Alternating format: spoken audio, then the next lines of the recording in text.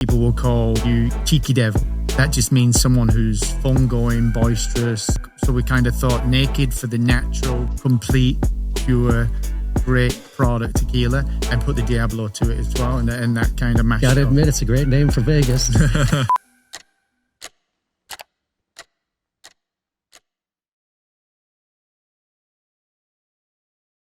All right, guys, we got Brock, John, and Rob here from Naked Diablo, all the way from the UK. Let's go. Thanks for coming, guys. Great. Thanks for having us. Yeah, it's an interesting space. I haven't had anyone on from the tequila space before. Really? No. You know, tequila is so big Is it? around the world. I thought you might have had a lot more people on, but, you know, appreciate letting us come on. Yeah. Good to be the first. Yeah, it is. Yeah, I gotta hear how you guys met through Brock, right? Yeah. We met through a couple of mutual friends. So I basically do investments, or I help companies get funded. Mm-hmm. And I think back then we were taking a swing at some pro sports teams, which we still are. Yeah. It was Everton back then. And Rob called me up, was like, "Hey, I'm going to go down to Mexico and buy up some companies. Do you want to participate with us?" And and then we just started. So our group, we're all friends. We're not like an investment fund or anything like that, but we just love doing cool projects and things that are impactful. And so we got into the tequila business. And the crazy thing is, Sean, the tequila, we got into purely by accident. So in the UK for 20 plus years, we had bars, restaurants, and clubs. And one of my partners, another one called John Rennie, JR, everyone seems to be JR. He ran the food and beverage side of that business. And he said, you know, I want to open up a Mexican themed late night drinking place, and I'm going to call it El Diablo Tequila and Taco Bar. And funny enough, he actually copied the concept from El Jefe in Scottsdale. I was there last week. So in the process of that, my oldest son said, well, you know, why don't we create our own tequila brand? And I went, whatever for it. And he said, well, you know, El Diablo Tequila and Taco Bar, we're going to sell a lot of tequila. So what we did, Sean, we looked into it. We had our analysts and marketing guys look into it, and they said, this thing is blowing up. You've got celebrities, A-listers, putting millions, if not tens of millions of dollars, putting the name to it. We can talk about some of the big celebrities that, you know, own tequila brands. And they said, but look, if you position yourself in two main areas, one, premium, so you're not this low, crappy shot tequila. And secondly, if you go flavor profile and create flavors, you're going to capture a position in the market, because the flavors will end up being like, you know, the gin space, the Bacardi space, the vodka, where they have a lot of flavors. So that's the reason why we did it. And what we decided to do is come out with, you know, 8 different expressions. So you've got your Blanco, your Reposado, your Añejo, and Extra Añejo. And then what we wanted to do, because it's all about premium and quality, we made our flavors Reposado aged. So it's aged in a barrel.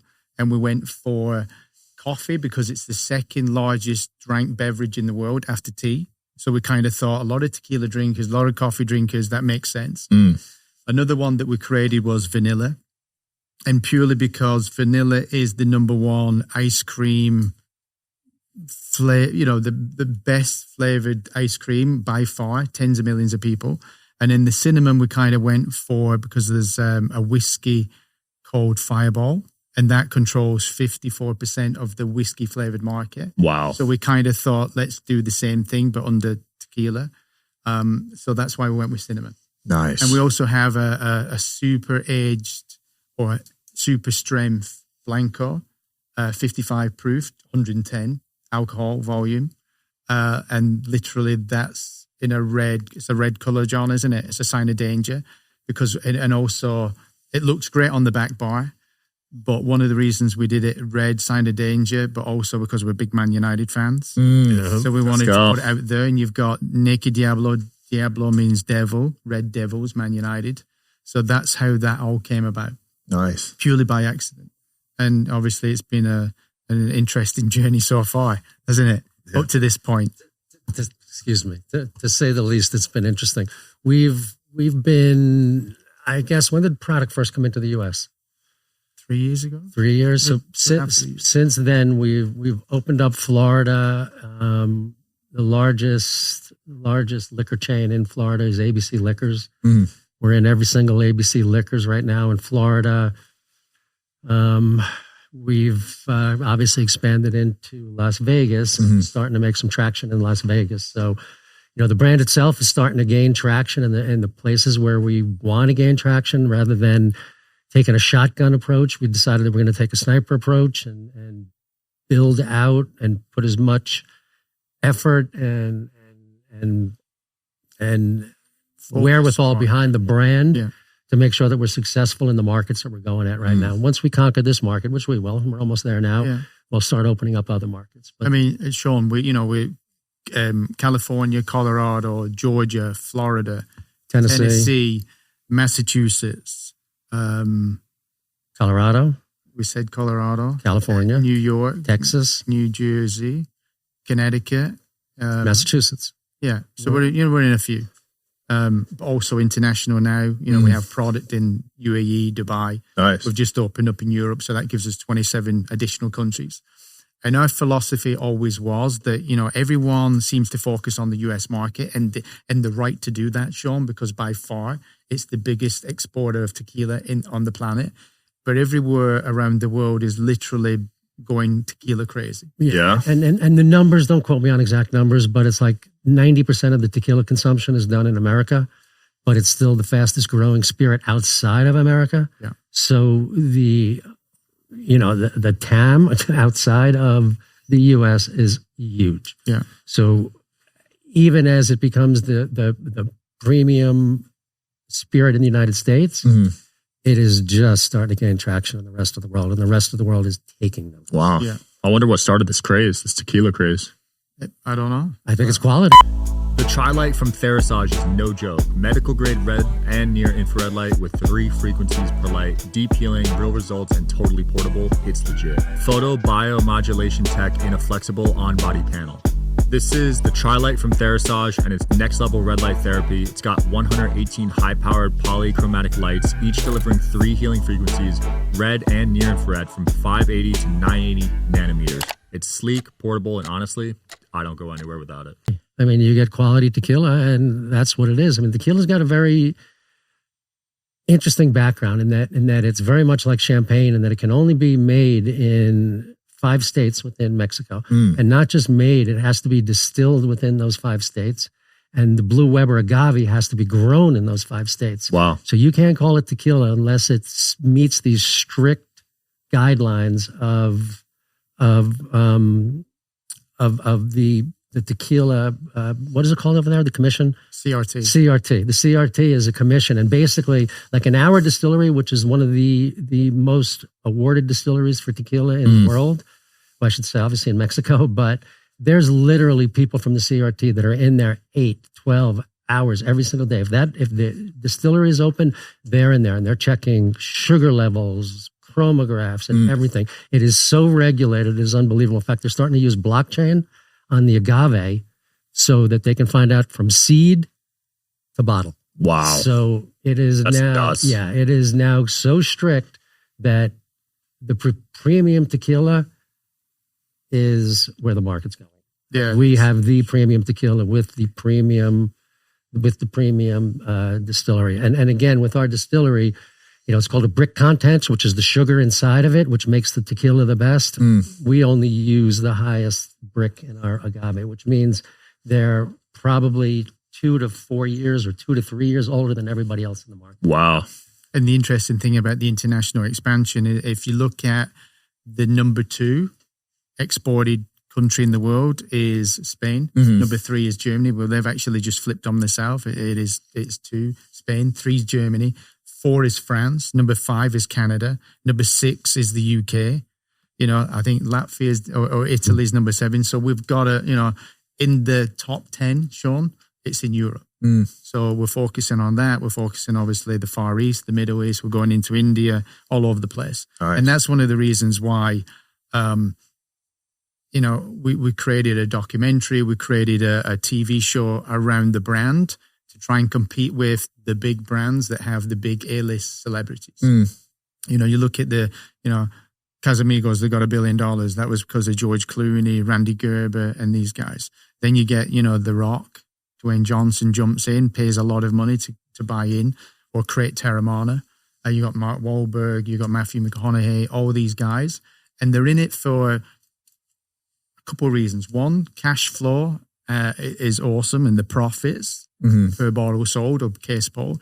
But ultimately, it's the cash out, the asset value, the exit. They're in it for instant gratification. Yeah, and obviously having an A-list celebrity behind your brand, goes for something. If you're looking to try to create and get out as quickly as possible, which is what they were doing, and more power to them.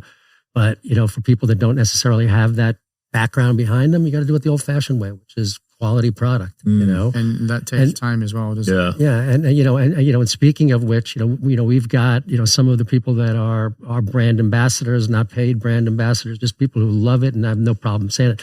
I've got a friend of mine, Vanilla Ice, who's Ice Baby. Ice Baby loves Naked Diablo. You can see him. He posts all the time about it. Real estate mogul now, right? Yeah, he's a player. He's a great guy too. Big in charity. Wonderful guy. Should get him on here too. But the reason, Sean, to try and compete with, the A-list celebrities who put the name to the brand. You've got the LeBron James. You've got the LeBron has a tequila. Yeah. Low Boss. Oh, okay. So he bought into that as well. Dana White has his own too, I think. Yeah, I think. Yeah, so all of them. No, that's whiskey. My bad. Yeah. So what we, to create awareness, create followers, generate distribution interest from around the world, generate sales, and increase the asset value. That's why originally we were going down the track of creating a docu-series, and that was following a couple of those guys flying around the world, meeting with distributors, a bit of the lifestyle, but doing deals as well. And in the process of that, we got actually asked, would we like to do a reality TV show, to really create that awareness. So all this filming that we did going all over the world, for the docu-series, we ended up putting it into a documentary that's currently on Amazon Prime, going on to Apple TV next month.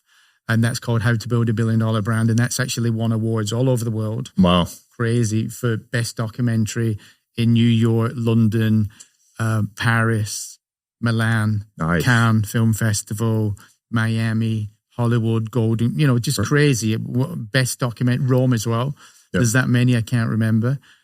So that gives us the platform, if you will, to create this brand. So when they all air, at some point, Naked Diablo should be the next well-known tequila brand. Nice. Well, the thing of it is also, too, is we have never had anybody try the liquid that didn't come away and say, if it's not the best, it is up there with the best I've ever. Wow. Up there with Don Julio, 1942? 100%. Absolutely. I will put our extra añejo up to Don Julio any day. Wow. You should do a blind taste test video and get people's reaction. I've done them with Michael Jordan's Cinquero tequila that cost $1,800 and didn't win. I've done it with Elon Musk, Tesla Z, and just involved in that. It's beaten both of them, but they're also made from the same distillery that we are. It's just we've got different secret sauce. Interesting. Yeah. So, talking about the distillery side, if you look at it, the interesting thing is the reason why we went with that distillery, most awarded distillery, but the capacity to produce, Sean. We didn't want, at some point, everyone going crazy for Naked Diablo and not having the ability to supply that demand. So that's one of the things that obviously Michael Jordan looked at, people like 21 Seed that's produced there as well. And that's just purely a Blanco with either jalapeno or orange. It's infused. And that's 24%. They put leaves in it. And they got 200 million. Damn. Diageo. 300. 300 was it? So, so we know we're on the right track. Ultimately, my background is I have my own family office. Yeah. Predominantly, we invest in three major areas: renewable energy, real estate, and private equity. And that's how we got into the tequila space by accident. But this is an exciting project. Ultimately, by having a documentary called How to Build a $1 Billion Brand, we're ultimately looking to sell it for $1 billion. So we wouldn't sell it, I don't think. I know we have to have that conversation. Somebody comes along and says, here's 400 million or 500 million. We'd probably have that conversation. Good conversation. Yeah. Good problem. But I think we'd probably be selling ourselves short. Because I think, based on the current values, I mean, you look at the Teremana, the Rock. Yeah. I know he's a different animal in terms of, social media, and the followers on Instagram. That's probably worth $4 billion, Sean. Wow. Already.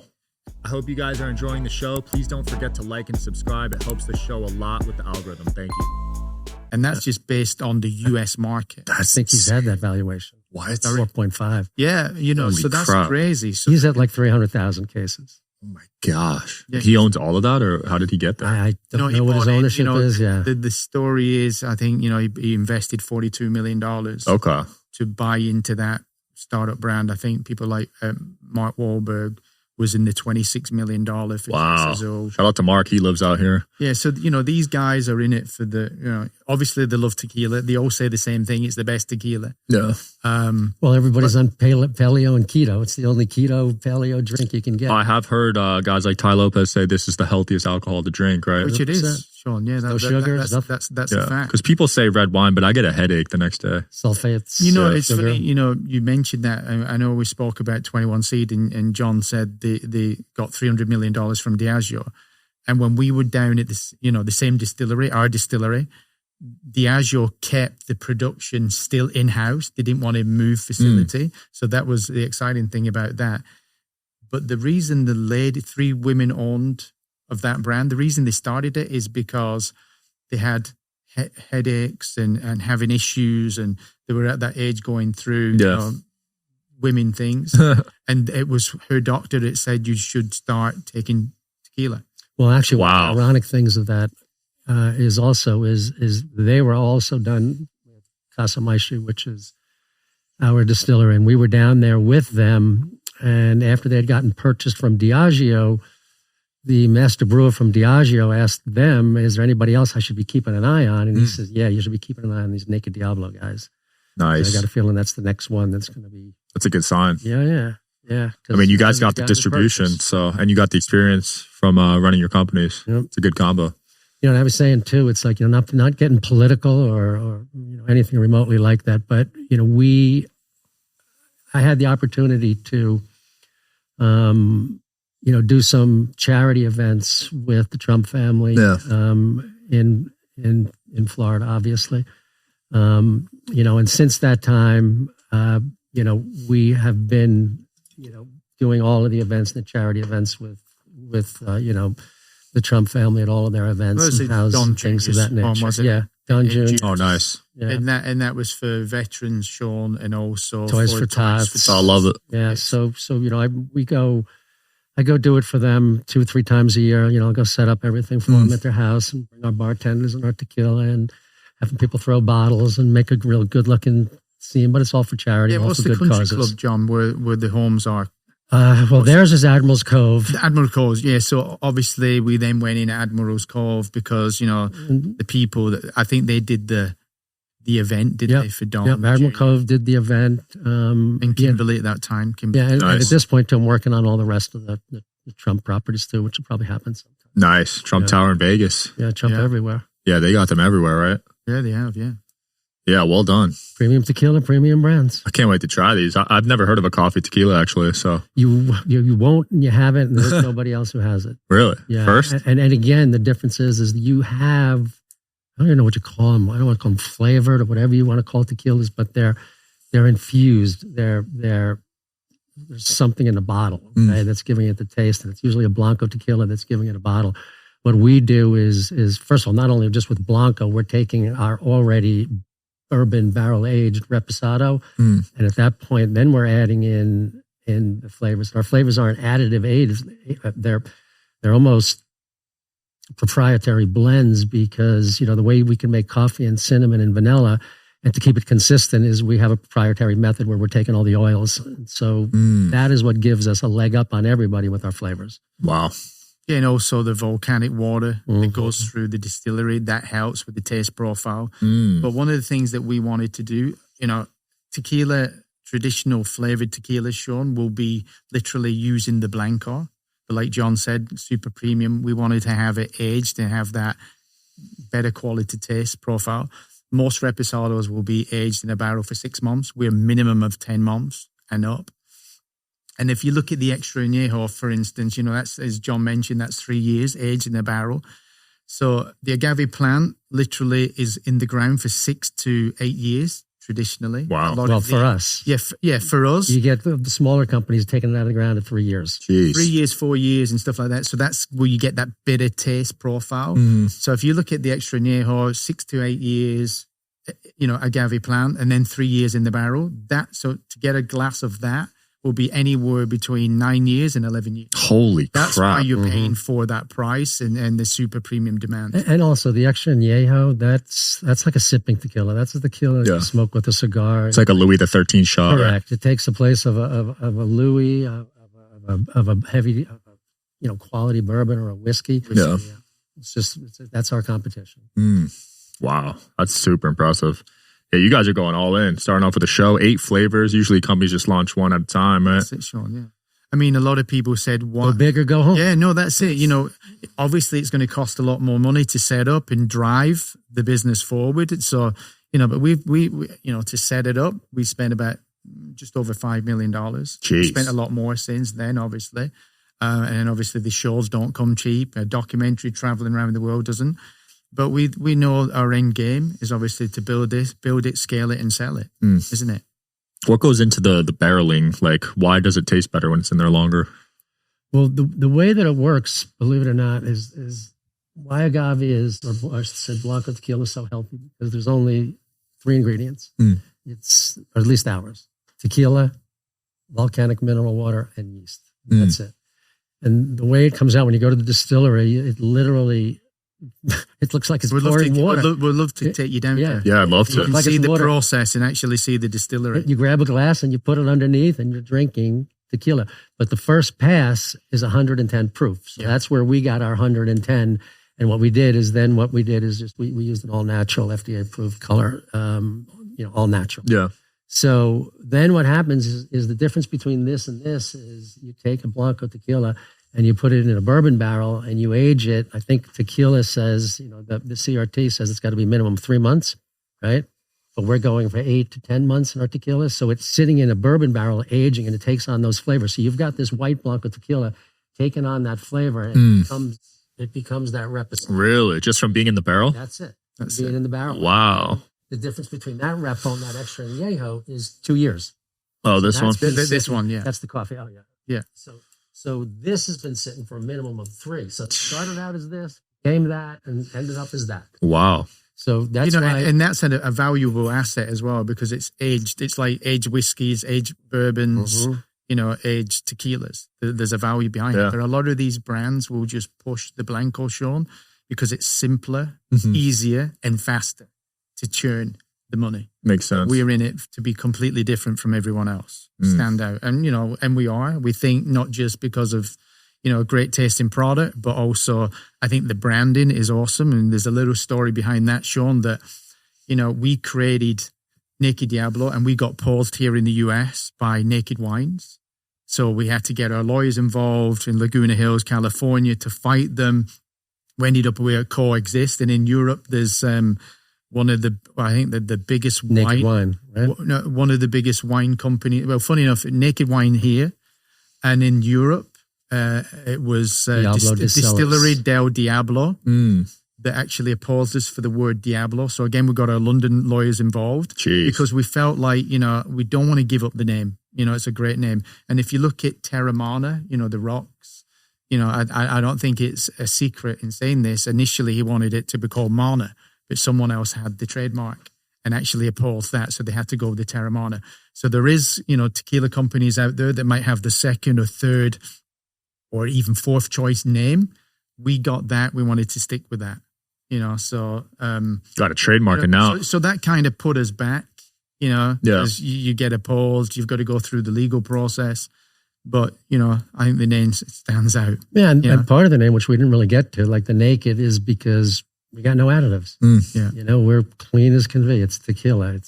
We're not adding anything to it that's not supposed to be added to it. And that's a hot movement right now, the Maha movement. So you could kind of piggyback off them. Yeah. There's a lot of food dyes getting banned now in the U.S. And as well it should be. Yeah. Yeah, and there's a saying, and where we got the Diablo side, because from, no way, shape or form are we promoting the devil because, Diablo means devil. We also have obviously the trademark for Destilled del Diablo as well. Is in the UK, people will call you, cheeky devil. That just means someone who's fun going, boisterous, always after having a good time. So we kind of thought naked for the natural, complete, pure, great product tequila, and put the Diablo to it as well, and that kind of mashed. Got to admit, it's a great name for Vegas. It is. It is. And you'll see Sean in one of the episodes. I think it's episode 3. Yeah. On Tequila Empire. Simon calls me into the boardroom saying, "I've got a great idea for the rollout of Las Vegas," and you have these two models all dressed in devil's costumes, with the horns and dancing around. And I go, no, that's not the look that we're looking for. But it makes it a fun, interesting, episode. Yeah. So you want a classier look than that? Yeah, exactly. We're premium, we're proud about it. We're good Christians as well. And we're proud too, because, we have only been, it takes a long time to get this in the United States. Yeah. Right. And so now that we're here, we're pretty proud that we have made a pretty large footprint in a short amount of time, and we've been able to do that for a couple of reasons. One is contacts, okay, which always helps. Yep. But 2, and more importantly, is quality of the product. The product isn't going to sell, and people don't like the product, they're not going to buy it no matter how much they like you or what they believe in you, whether your past history or anything like that. If it sucks, it sucks. And one thing that we know is we've got the premium product on the market. Yeah. So it's our goal right now to get more people to know about it, more people to taste it. Yeah. Because I have no qualms about anybody tasting it, and knowing for a fact that they're going to come out and saying this stuff is amazing. Okay? None. It's true. And I think that's one of the reasons why you invested, John. Well, of course. That's also one of the reasons why I keep getting invited back to, charity events and all these things back that we're doing, because it's not only that we're giving back to the community, but it's also we're bringing a premium product to a premium charity. Yeah. Okay. It's a win-win. We're not bringing. And for me, Sean, when it all became real was when you go to a store or go to a restaurant, maybe I mentioned the Ritz Carlton, South Beach in Miami, and you go and order a Naked Diablo, or you see your bottle on the shelf, like it's in these liquor stores here in Nevada, you go, wow, it was worth all that time, effort, money, challenges, because we've had challenges as well. You don't just create a brand and all of a sudden, you fly off the shelves and you get all these orders, challenges with, John mentioned the Blanco Extra Strength, the red one. Initially, when it was getting sent in, the TTB said, whatever you're making, that color go red is not legal in the United States. Wow. And it was actually the TTB that gave us 3 options that we could use to make that Blanco, if you will, red.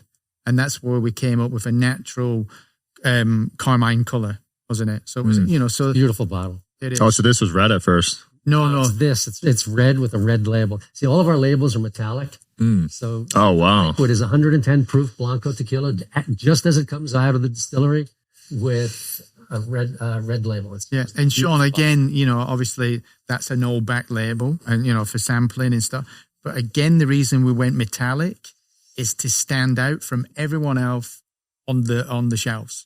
Especially in the retail stores. Because you've got so many tequilas to choose from. Yep. Why would people go and pick up a Naked Diablo? But people pick up, what is this? This is a cool looking, classy, 100%. premium looking product. And we had to fight COVID at the beginning. So, oh yeah. Yeah, we had, as we were getting these bottled, we had purchased labels, and we had to putting them on hand. So we were getting labels put on in hand in the beginning because it was just we couldn't get everything done. In the COVID, we wanted to get everything achieved. So we actually rolled out a lot of this while in the midst of COVID. Wow. Yeah. Tough time to launch. Retail was shut down. Yep. Yeah. Damn. It was a painful time. Because nobody knows ultimately what the outcome was going to be with COVID, did we? Yep. No one knew. Yes. I thought it would last a long time. I think we all did, right? Yeah. It was rough out in Vegas. Go figure. Oh man. The casinos here, they put glass windows in between you. You got to wear a mask when you're playing poker. Crazy. Yeah, it was nuts. I'm glad we're past that. Yeah. Hopefully that doesn't happen Thank again. Lord. Well, where can people find these? You guys sell them online too, or just in stores? Yeah, we do online. So we're Reserve Bar. We're also with BevStack, and BevStack gives us the capability in 40 states. Nice. Sure. Obviously, here in Nevada, we're in Lee's liquor stores. ABC Wines in Florida. Yeah, Okay. we're in a number of hotels and bars and restaurants here in Nevada. We've just got approved for the Caesar's National Beverage Program, Nice. which means literally in all their facilities all over the US. And then, we're in a lot of the Ritz Carltons. A couple of friends of mine own some of the Ritz Carltons in Florida, New York Nomad and places like that. So we're in the places where we really want to be, Sean.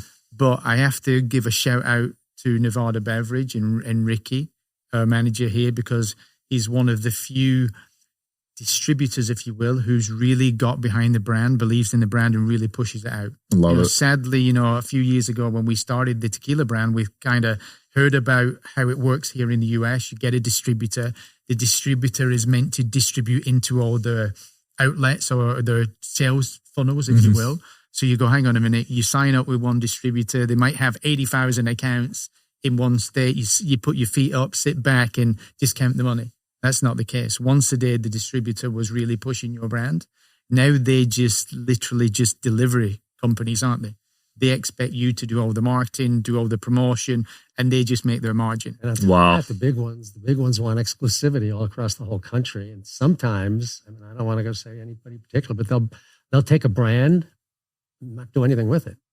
Just because it's going to interfere with one of the brands that they've already got. So you have to really be... John, that's a great point. They can either make or break you. Yeah. Some of the celebrity brands in the tequila space that they had to give equity up for them to get the distributor they wanted to go with. Wow. So it's not just literally I'm an A-lister and I get everything handed on a plate. No, they've had to give equity. Yeah, that sounds like a conflict right there. No, and like that's a great point that John said. If there's a tequila brand or a vodka or that you may compete with, if you're in the vodka space or you're in the whiskey, whatever, they're actually slow ball you. Yeah, I was about to pull the trigger on a distributor in Florida, and just paused everything. You can mention the name. Yeah, no, I paused everything just because. I'd mention the name because that you never know. It always comes back. Things come back. You never know. It's in the TV show anyway. We filmed. But you can signed it. So, but we had a distributor that we let go just because of the reason being is that you need people. When you're a small brand like this, you need people to get behind you. I'd rather do it myself than give it to a distributor. They take 35% margin. Jeez. Yeah, and all they do is they drive it in a truck to your customer. For 35%? Correct. Sign me up. I'll do that. It's an antiquated more money system. than the producer. Probably 35%. Yeah. That's the crazy thing. So and that's it. Put you don't give them the margin. They don't want it. Wow. But at that point, too, they just because you give them the margin doesn't mean it's going to fly off the shelf. It's still your still job has to get sell. it off the Yeah. shelf. And if they're not going to help you, you have you're on your own. Wow. No, and that's another reason why we're grateful to be here, Sean, because the reach that you have, the credibility, the name is just being here and having the ability to speak for 30 minutes about our brand and a little bit about ourselves. We're very grateful. I know I mentioned it before. But no, thanks for coming. It's appreciate it. Interesting to learn more about the space and what's going on behind the scenes. It was really cool. Anything else you guys want to close off The with? tequila space is just literally gone crazy, isn't it? Yeah. It's the only spirit that is growing. Everything else is contracting. Really? Yep. Every single spirit is contracting. Agave spirits are the only thing that's growing right now. It's got to be because of health, I'd imagine. People are more health conscious. And just like I said, there's 90% of the world that is just getting their taste of tequila right now. It's Wow. an unbanked population that has not yet tried it. But Sean, another thing that John and I and some of the partners kind of wanted to do is, give us that edge or that leverage when we do go and talk to distributors. So, we do have a low calorie, healthy, beer called Skinny Lager. We have a Scotch whiskey called Rare, RAER, which is an award-winning whiskey. Nice. We have a 6100 vodka, which is an award-winning, and we also have a healthy drink as well. So, when we go and talk to distributors, we can say, look, we don't just have a tequila, we have a vodka, we have a whiskey, we have a beer, we have a, low calorie, like I said, low calorie beer. So, again, because we like to be different from everyone else. And that's the reason why, if you think about it, there is not one other brand on the planet that has went down the route that we have and been disruptive in terms of creating a documentary. Like I said, we're now on Amazon Prime, going on Apple next month, but also having a TV show, a reality TV show. And we know how big them things can go. Oh, huge. And that's called Tequila Empire. So, it says what it is. And no one else has done it. So we're the first one. We're excited by that, and we believe that it will reach millions and millions of people, and we will be the next well-known tequila brand. We're opening up the curtains on the Tequila Empire. So, yeah, we'll link the show below. We'll link the website and everything. Thanks for coming on, guys. Thanks for having us. Thank you. Yeah, check it out, guys. I'll see you next time.